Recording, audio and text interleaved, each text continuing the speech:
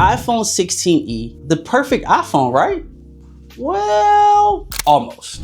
What's up? It's your boy Jordan. We back with another video banger, and this one is iPhone 16e. Now, on paper, the iPhone 16e has a lot going for it, with a decent camera, very good battery life, which we would talk about, Apple Intelligence, but there are also some things that, let's call them interesting choices that might make you think twice about, is this really the perfect iPhone? In today's video, we're gonna be peeling back the layers and diving deeper into what's really the iPhone 16e. We're gonna remove the hype and get with the real. So y'all strap in, because this is the hard truth of the 16e.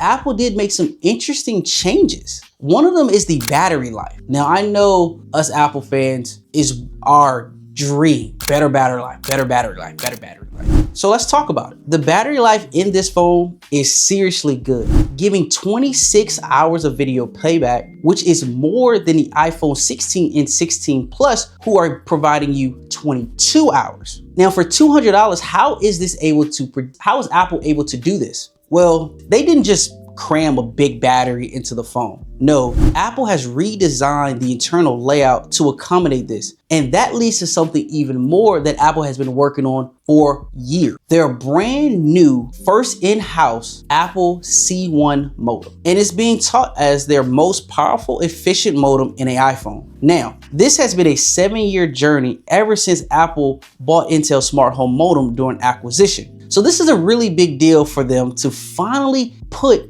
their own hardware into their phone in the sense of a modem, and no longer needed to rely on Qualcomm, who's their chips they've been using since they started. Now, the jury is still out to see, is the C1 really gonna outperform Qualcomm right now? My guess is not. But putting these in maybe in the iPhone 17 and going further, you're surely going to see better performance and better battery life as Apple continues its vision and future goals of being able to control and mass produce every internal piece into their iPhones. Now, on paper, it states that they all have the 16 and the 16e have the same chip, with it being the A18. But what Apple didn't tell you is, if you go read, they're not actually the same chip. The 16 and the 16 Plus actually have a 5-core GPU, whereas the 16e has a 4-core GPU. But I understand it as people who are looking just to get the budget-friendly entry-level phone of the iPhone 16e.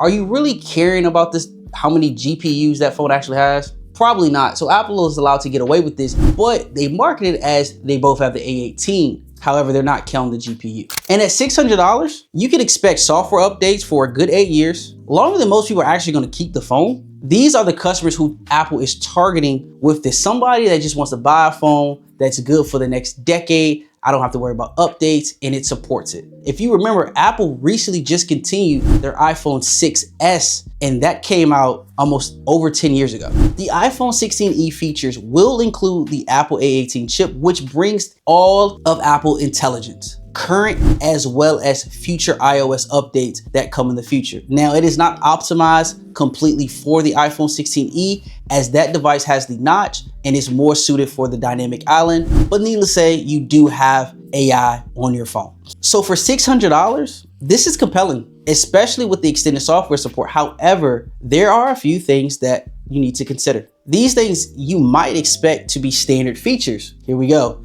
That said, the iPhone 16 does have some compelling features of its own. Battery life, USB-C charging, the camera, and as I mentioned, Apple Intelligence. All 4 of these things are great, and for anybody looking in this price range, will certainly love. Whether you have Apple Intelligence to search or to figure out what's in front of you, like adding a calendar for a poster that you see, the camera with this 48 megapixel 2-in-1, where it gives you that optimization zoom of 2x. You get the USB charging, so finally all Apple products now support USB-C. However, with the 16e, it is going to be on a 2.0 versus with the iPhone 16 Pro, they have those 3.0 speeds. And then of course, the battery life, which is the biggest selling point in my opinion for this, getting 26 hours, which is exactly 4 hours more than the 16 and the 16 Plus.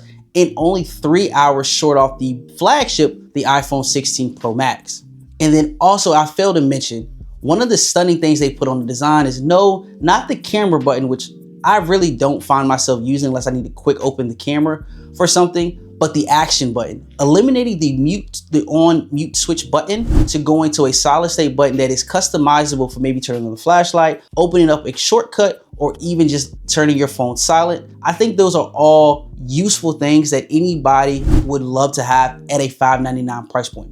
So, target audience. Historically, Apple's most affordable iPhone has targeted Android users and budget-conscious individuals who weren't willing to spend a lot on a phone. With the 16e though, Apple has made a pivot and targeted a different kind of audience. And with the 16e having compelling features, but also compromising in a lot of ways that should be standardized, is this a W for Apple? Y'all let me know in the comments, what are y'all thoughts about the iPhone 16e, as I just gave you my raw and honest feelings around it. I will be doing a hands-on review of this product, but y'all like the channel, subscribe, and turn on the notifications, as there's so much more coming up with Apple's spring event coming, as well as the iPhone 17 just around the corner in September. We are locked in for 2025. Until next time, peace.